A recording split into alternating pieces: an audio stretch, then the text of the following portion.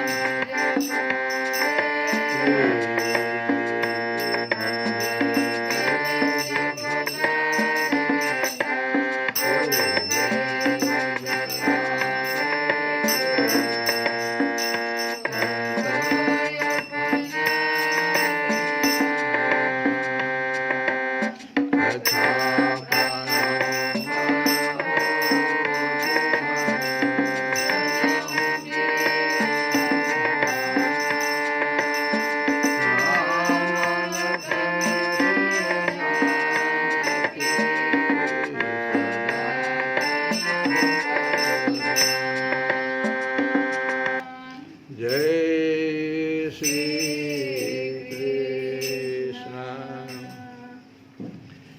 कल भगवान अर्जुन से कह रहे थे कि अगर मैं कर्म न करूं तो ये सब मनुष्य नष्ट भ्रष्ट हो जाएं। उत सीधे यूह इमे लोका है। उत्सीदे युह का मतलब होता है नष्ट भ्रष्ट हो जाए।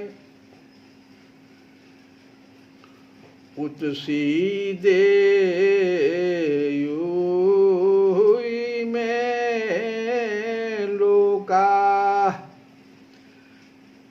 कुर्याम कर्म चेत अहम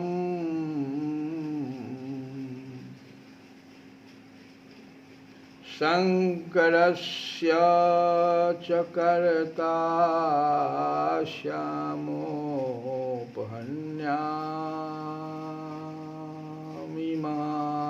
प्रजा शंकरस्य च कर्ता श्याम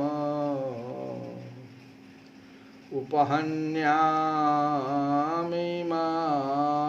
प्रजा उपहन्याम नष्ट करने वाला बनूंगा मैं। भगवान कहते मैं नष्ट करने वाला बन जाऊंगा। जिस समय कर्तव्य भ्रष्ट हो जाने से लोगों में सब प्रकार की संकरता फैल जाती है,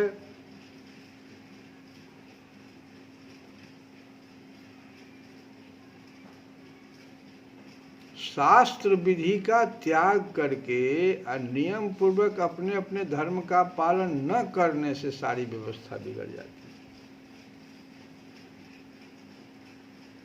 और सबके धर्मों में संकरता आ जाती है, अर्थात मिश्रण हो जाता है। धर्म में मिश्रण हो जाएगा, शुद्ध धर्म बचेगा ही नहीं।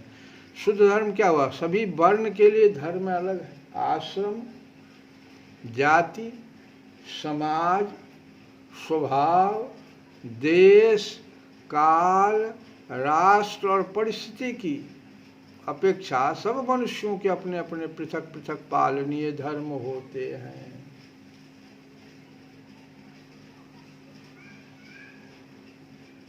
और शास्त्र विधि का त्याग करके नियम पूर्वक अपने अपने धर्म का पालन न करने से सारी व्यवस्था बिगड़ जाती है और सबके धर्मों में संकरता आ जाती है, उनका मिश्रण हो जाता है और इस प्रकार से अपने अपने कर्तव्य से भ्रष्ट होकर बुरी स्थिति में पहुंच जाते हैं।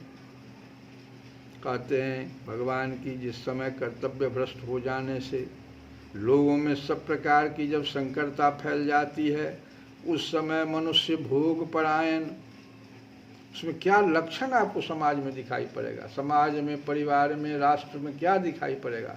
ये संकरता जैसे जैसे धर्म में बढ़ेगी तो सबसे पहला चीज जो दिखाई पड़ेगा वो भोग परायण, सभी मनुष्य भोग परायण हो जाएंगे और स्वार्थ में अंधे हो जाएंगे। अपना स्वार्थ पहले, दूसरे का हित तो छोड़ दो। और इस तरह से जब भोग परायण और स्वार्थ में अंधे हो जाएंगे तो भिन्न भिन्न साधनों से, जो भी साधन जिसको मिलेगा, बुरा भला, जो भिन्न भिन्न साधनों से एक दूसरे का नाश करने लग जाते हैं। तो भाई हम पहले इसको भोगेंगे, हम पहले, मेरा स्वार्थ पूर्ति होगा। और अपने अपने क्षुद्र और क्षणिक सुख उपभोग के लिए दूसरों का नाश कर डालने में जरा भी नहीं हिचकते। पति पत्नी का नाश कर रहा है, पुत्र पिता को नाश कर रहा है, तो हो रहा है। इस प्रकार अत्याचार बढ़ जाने पर उसी के साथ साथ नई नई, जब अत्याचार बढ़ेगा तब क्या होगा? नई नई दैवी विपत्तियां भी आने लगती है। देखो दैवी विपत्तियां, उधर समाप्त हो रहा है, उधर तूफान आ रहा है, उधर जो है बाढ़ से सब समाप्त हो रहा है। कोई समझता भी नहीं है कि प्रकृति का है इतना जो है विनाश की ओर जा रही है, जिसके कारण ये जो नई नई दैवी विपत्तियां आएगी, सूखा पड़ने लगेगा, भोजन की कमी हो जाएगी और जिसके कारण सभी प्राणियों के लिए आवश्यक खान पान और जीवन धारण की सुविधाएं प्रायः नष्ट हो जाती है। चारों ओर महामारी, अनावृष्टि, जल प्रलय, एक तरफ अनावृष्टि तो एक तरफ जल प्रलय, अकाल, अग्निकोप, कई शहरों में मकान का मकान आग में झुलस रहा है, गाड़ी में ही लोग झुलस के मरता चला जा रहा है। एसी गाड़ी में बैठा हुआ, आग लग गई।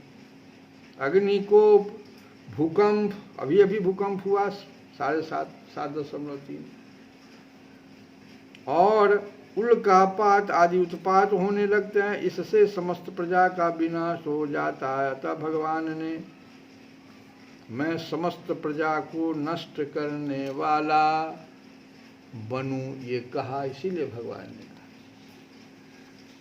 कि मैं अगर कर्तव्य कर्म छोड़ दूं तो, यदि मैं शास्त्र विहित कर्तव्य कर्मों का त्याग कर दूं तो मुझे उपर्युक्त प्रकार से लोगों को उच्छृंखल बनाकर समस्त प्रजा का नाश करने में निमित्त बनना पड़ेगा। तो इस प्रकार से भगवान जो है ऊपर के 3 श्लोकों में सावधानी के साथ न करने, कर्म को सावधानी के साथ न करने और उनका त्याग करने के कारण होने वाले परिणाम को बताए हैं और अपना भी उदाहरण दिए हैं। अब आगे भगवान कहते हैं कि सक्ताः कर्मणि अविद्वांसः यथा कुर्वन्ति भारत। हे भारत, अर्जुन को कहते हैं हे भारत, यथा कुर्वन्ति, जिस प्रकार कर्म करते हैं, सक्ताः, आसक्त हुए, सक्ताः कहते हैं जो आसक्त हुए हुए, ऐसे अविद्वांसः अज्ञानी जन, जो आसक्त होकर के, जो अज्ञानी जन आसक्त होकर के, कर्म में आसक्त हुए अज्ञानी जन जिस प्रकार कर्म करते हैं, सक्ताः कर्मण्य विद्वांसो यथा कुर्वन्ति भारत। कुर्यात् विद्वान् तथा असक्तः चिकीर्षुः लोक संग्रहम। चिकीर्षुः करना चाहता हुआ, चिकीर्षुः लोक संग्रहम। हे भारत, कर्म में आसक्त हुए अज्ञानी जन जिस प्रकार कर्म करते, आसक्ति रहित विद्वान भी लोक संग्रह करना चाहता हुआ उसी प्रकार कर्म करे। अब इसका अर्थ क्या हुआ? कहते हैं कर्म में जो आसक्त हुआ अज्ञानी जन जिस प्रकार कर्म करता है, किसी प्रकार से अज्ञानी जन कैसा कर्म करता है, कैसा हूं मुझे प्राप्त हो जाए, ऐसे ही आसक्ति रहित विद्वान भी लोक संग्रह करने, कैसे भी हम हित कर्म करेंगे, धर्म का मर्यादा हम रखेंगे,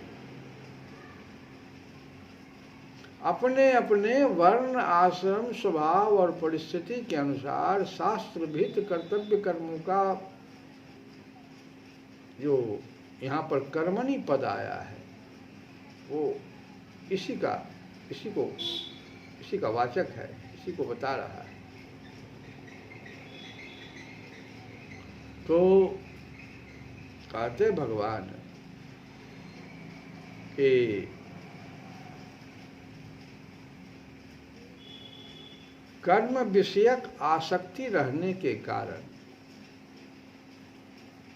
ये न तो कल्याण के साधक शुद्ध सात्विक कर्मयोगी पुरुषों की श्रेणी में आ सकता है और न श्रद्धा पूर्वक शास्त्र विहित कर्मों का आचरण करने वाले होने के कारण आसुरी, राक्षसी और मोहनी प्रकृति वाले पापाचारी तामसी ही माने जा सकते हैं। अतएव इन लोगों को उन सत्व गुण मिश्रित राजस स्वभाव वाले मनुष्यों की श्रेणी में ही समझना चाहिए, जिनका वर्णन दूसरे अध्याय में जो अविपश्चितः, जो विवेकहीन पद से और अल्प मेधसाम, अल्प बुद्धि वाला कह करके भगवान बताए।